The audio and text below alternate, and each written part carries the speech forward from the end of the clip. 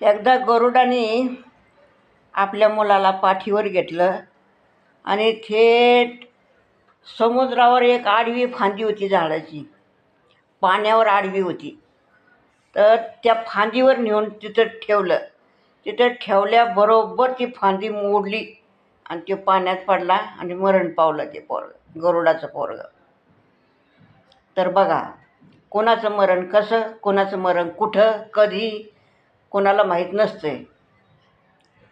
म्हणूनच ज्याचं मरण जसं असेल तसं मरतंय ते. आता ते कालचं का होईना ते उदाहरण, बीडच्या सरपंचाचं मरण कसं आलं ते, त्याचं मरणच तसं असणार, विधी लिखित लिहिलेलं असणार, म्हणून तसं झालं ते. बरोबर ना? आणि ते लाईक करा, कमेंट पण करा. आता कमेंटचं माझं ते चालू झालं आता बटन.